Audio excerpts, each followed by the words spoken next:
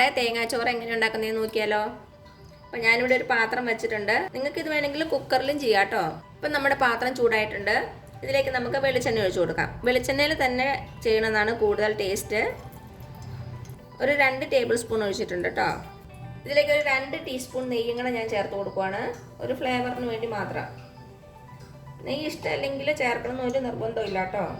അപ്പം നമ്മുടെ എണ്ണ നന്നായിട്ട് ചൂടായിട്ടുണ്ട്. ഇതിലേക്ക് ഞാൻ ഒരു ചെറിയ കഷ്ണം പട്ട ഇട്ട് കൊടുക്കണം, വളരെ ചെറിയൊരു കഷ്ണമാണ്. പിന്നെ ഒരു ഏലക്ക, 2 തക്കോല. നമ്മുടെ തേങ്ങാച്ചോറിന് ഒത്തിരി സ്പൈസസിൻ്റെ ആവശ്യമില്ല, ഇത് മാത്രം മതി. ഞാൻ ഇനി ഇതിലേക്ക് ഒരു നുള്ളു ഉലുവ ചേർത്ത് കൊടുക്കുവാണ്, ഒരു നുള്ളു മാത്രം മതി, ഒരു 8-10 എണ്ണം. ഇനി നമ്മുടെ സ്പൈസസിൻ്റെ സ്മെല്ല് വരണവരൊന്ന് വെയിറ്റ് ചെയ്യാം. അപ്പം നമ്മുടെ സ്പൈസസിൻ്റെ സ്മെല്ലൊക്കെ നന്നായിട്ട് വന്നിട്ടുണ്ട്. ഇനി ഇതിലേക്ക് ഞാൻ ഒരു 10 ചെറിയ ഉള്ളി ചെറുതായിട്ട് കട്ട് ചെയ്തിട്ട് കൊടുക്കുവാണ്. അതേപോലെ തന്നെ 2 പച്ചമുളക് അതും ചെറുതായിട്ട് കട്ട് ചെയ്തത്. പിന്നെ ഒരു ചെറിയ കഷ്ണം ഇഞ്ചി, ഒരു 1/2 ടീസ്പൂൺ മതിയാകും കേട്ടോ.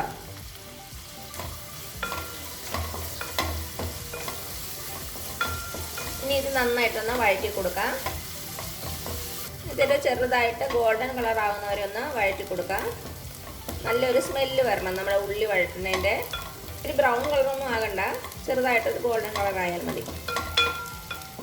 ഇപ്പം നമ്മുടെ ഉള്ളി റെഡി ആയിട്ടുണ്ട്, ഇത്രയും മതിയാകും കേട്ടോ. ഇനി ഞാൻ ഇതിലേക്ക് ഒരു 1/2 കപ്പ് തേങ്ങ ചിരകിയതിട്ട് കൊടുക്കുവാണ്.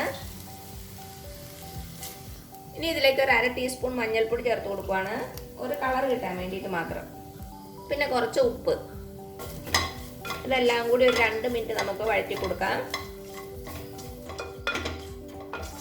ഇപ്പോൾ 2 മിനിറ്റ് ആയിട്ടുണ്ട്, ഇത്രയും മതിയാവും. ഇനി നമുക്കിതിലേക്ക് അരി ഇട്ട് കൊടുക്കാം.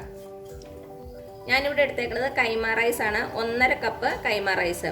നിങ്ങൾക്ക് ഇതിന് പകരം വേണമെങ്കിൽ നമ്മുടെ പൊന്നിയരിയൊക്കെ ഉണ്ടല്ലോ, പുഴുങ്ങലരി ഏത് വേണമെങ്കിലും യൂസ് ചെയ്യാം. ചില സ്ഥലങ്ങളിൽ നമ്മുടെ മട്ടേരി യൂസ് ചെയ്തും തേങ്ങാച്ചോറ് ഉണ്ടാക്കാറുണ്ട്. അപ്പം നിങ്ങളുടെ സൗകര്യത്തിനനുസരിച്ച് അരി എടുത്തോളൂ കേട്ടോ. ഇത് ഞാൻ 3-4 പ്രാവശ്യം കഴുകിയതിന് ശേഷം ഒരു 1/2 മണിക്കൂർ സോക്ക് ചെയ്ത് വച്ചിട്ട് ഊറ്റിയെടുത്ത അരിയാണ്. സോക്ക് ചെയ്യാൻ മറക്കരുത്. സോക്ക് ചെയ്തില്ലെങ്കിൽ നമ്മുടെ വെള്ളത്തിൻ്റെ മെഷർമെൻ്റ് ഒക്കെ തെറ്റിപ്പോകും, വേവ് ശരിയായിട്ട് വരില്ല. അത് കാരണം 30 മിനിറ്റ് സോക്ക് ചെയ്ത് വെക്കുക. ഇനി നമുക്ക് നമ്മുടെ അരി ഇതിലേക്ക് ഇട്ട് കൊടുക്കാം.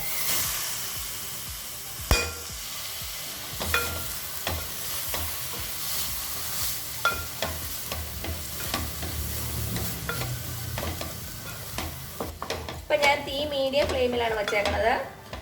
മീഡിയം ഫ്ലെയിമിൽ വെച്ചിട്ട് ഒരു 2-3 മിനിറ്റ് ഒന്ന് നമ്മുടെ അരി ഫ്രൈ ചെയ്ത് കൊടുക്കാം.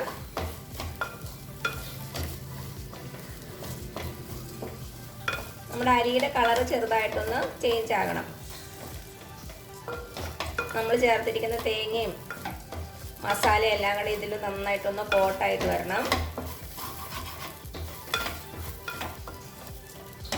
ഇപ്പോൾ 2-3 മിനിറ്റ് ആയിട്ടുണ്ട്, എല്ലാം കൂടി നന്നായിട്ടൊന്ന് യോജിച്ച് വന്നിട്ടുണ്ട്. ഇനി നമുക്കിതിലേക്ക് ആവശ്യത്തിന് വെള്ളം ഒഴിച്ചു കൊടുക്കാം. ഞാനിവിടെ 1.5 കപ്പ് റൈസാണ് എടുത്തേക്കണത്, അപ്പോൾ 1.5 കപ്പ് ചൂടുവെള്ളം ഒഴിച്ചു കൊടുക്കുവാണേ. അതേപോലെ തന്നെ ഒരു 2 കപ്പ് തേങ്ങാപ്പാൽ. ഇത് ഞാൻ ഒരു അരമുറി തേങ്ങയുടെ 1-ാം പാലും 2-ാം പാലും കൂടെ എടുത്തതാണ്. രണ്ടും കൂടി 2 കപ്പ് അതും കൂടെ ഒഴിച്ചു കൊടുക്കുക. നന്നായിട്ടൊന്ന് മിക്സ് ചെയ്ത് കൊടുക്കുക. അപ്പം നിങ്ങൾക്ക് ഇത് വേണമെങ്കിൽ കുക്കറിൽ തന്നെ ചെയ്യാം. കുക്കറിലാണെങ്കിൽ പെട്ടെന്ന് നമുക്ക് റെഡിയാകും. കുക്കറിൽ ചെയ്യുമ്പോൾ 2 കപ്പ് തേങ്ങാപ്പാൽ മാത്രം ഒഴിച്ചാൽ മതി, വെള്ളം ഒഴിക്കേണ്ട ആവശ്യമില്ല. വെള്ളം കൂടെ ഒഴിക്കുമ്പോൾ ഒത്തിരി വേവ് അധികമായി പോകും. കുക്കറിൽ വെക്കുമ്പോൾ 2 കപ്പ് തേങ്ങാപ്പാൽ മാത്രം ഒഴിക്കുക. ഉപ്പൊന്ന് ചെക്ക് ചെയ്ത് നോക്കണേ. എനിക്കിപ്പോൾ ഉപ്പ് കുറച്ച് കുറവാണ്. നമ്മൾ നേരത്തെ കുറച്ച് ഉപ്പ് മാത്രമല്ലേ ഇട്ടിട്ടുള്ളൂ, അപ്പം കുറച്ചുകൂടി ഉപ്പ് ചേർത്ത് കൊടുക്കാം.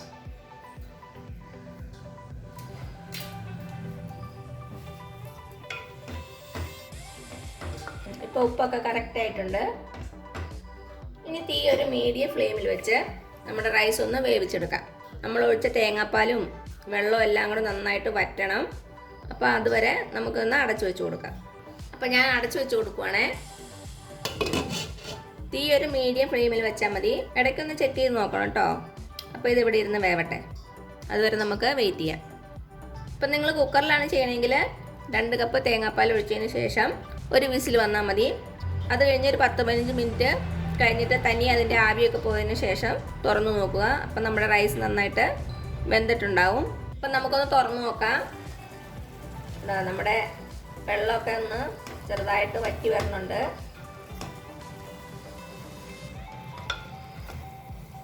കുറച്ച് നേരം കൂടെ ഒന്ന് അടച്ചു വെച്ച് കൊടുക്കാം. ഇനി നമുക്കൊന്ന് തുറന്നു നോക്കാം.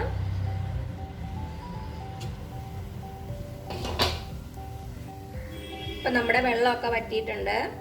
ഒരു ഫോർക്ക് വെച്ചൊന്ന് ഇളക്കി നോക്കുക.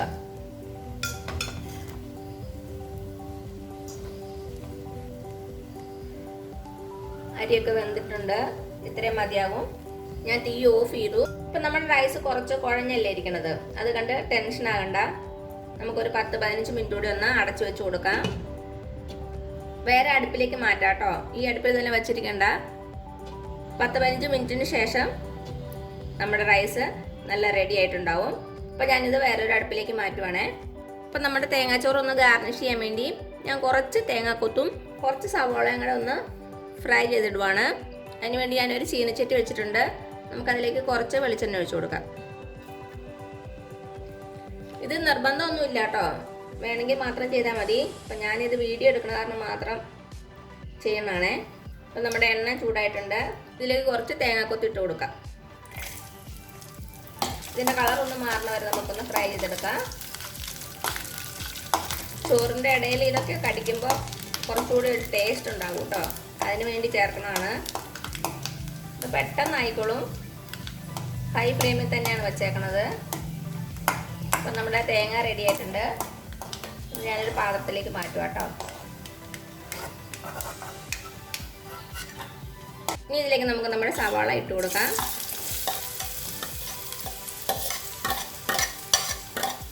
ഞാനൊരു വലിയ സവാളയുടെ പകുതി മാത്രമേ എടുത്തിട്ടുള്ളൂ, ചെറുതായിട്ട് അരിഞ്ഞത്. ഇനി ഇതും കൂടി നന്നായിട്ടൊന്ന് ഫ്രൈ ചെയ്തെടുക്കാം. അപ്പം നമ്മുടെ ഉള്ളി റെഡി ആയിട്ടുണ്ട്.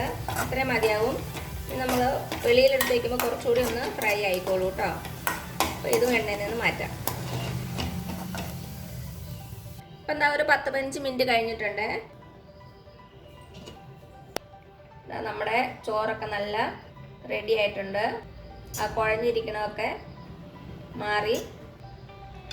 ചൂടാറി കഴിയുമ്പോൾ നമ്മുടെ റൈസ് ഒന്നിനോടൊന്ന് ഒട്ടാതിരിക്കും. നമ്മുടെ റൈസിന് അത്യാവശ്യം കളറുണ്ട് കേട്ടോ. അപ്പോൾ 1/2 ടീസ്പൂൺ മാത്രം മഞ്ഞൾപ്പൊടി ചേർത്താൽ മതി. ഇപ്പം വീഡിയോയിൽ കുറച്ച് കളർ കുറവായിരിക്കും, പക്ഷേ നേരിട്ട് നോക്കുമ്പോൾ അത്യാവശ്യത്തിന് കളറുണ്ട്. ഒത്തിരി മഞ്ഞൾപ്പൊടി ചേർത്താൽ മഞ്ഞൾപ്പൊടിയുടെ ഒരു ടേസ്റ്റ് മുന്നിട്ട് നിൽക്കും. അത് കാരണം 1/2 ടീസ്പൂൺ മാത്രം ചേർക്കുക.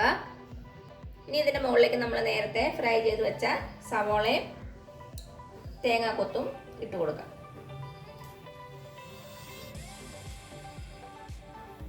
അപ്പോൾ എന്താ ഇത്രയേ ഉള്ളൂ നമ്മുടെ ടേസ്റ്റി ആയിട്ടുള്ള വളരെ ഈസി ആയിട്ടുള്ള തേങ്ങാച്ചോറ്. ഇതിൻ്റെ ബെസ്റ്റ് കോമ്പിനേഷൻ കുറച്ച് സ്പൈസി ആയിട്ടുള്ള ചിക്കൻ കറിയാണ് കേട്ടോ. ചിക്കൻ കറി ഒന്നും ഇല്ലെങ്കിലും ഒരു അച്ചാറും പപ്പടവും മാത്രം മതി നമുക്കിത് കഴിക്കാൻ. അപ്പോൾ എല്ലാവരും ഒന്ന് ട്രൈ ചെയ്ത് നോക്കുക. എന്നിട്ട് അഭിപ്രായങ്ങളൊന്നും അറിയിക്കാൻ മറക്കരുതേ. ഇതിനു മുമ്പ് ഞാൻ കുറച്ച് റൈസിൻ്റെ വീഡിയോസ് അപ്ലോഡ് ചെയ്തിട്ടുണ്ട്. കാണാത്തവരൊന്ന് കണ്ടു നോക്കണേ. ഞാൻ ലിങ്ക് താഴെ കൊടുക്കാം. അപ്പോൾ ഈ വീഡിയോ ഇഷ്ടമാണെങ്കിൽ ആ താഴെ കാണുന്ന ചുമന്ന സബ്സ്ക്രൈബ് ബട്ടണിൽ ഒന്ന് പ്രസ് ചെയ്ത് സപ്പോർട്ട് ചെയ്യണേ. അപ്പോൾ അതിൻ്റെ തൊട്ടടുത്തൊരു ബെല്ലൈക്കൺ വരും, അതും കൂടി പ്രസ് ചെയ്ത് ഓൾ എന്നുള്ള ഓപ്ഷൻ കൊടുക്കുക. അതേപോലെ തന്നെ ലൈക്ക് ചെയ്യാനും ഷെയർ ചെയ്യാനും മറക്കരുത്. അപ്പോൾ ഇനി പുതിയൊരു വീഡിയോ ആയിട്ട് വരുന്നവരേക്കും thank you so much. By.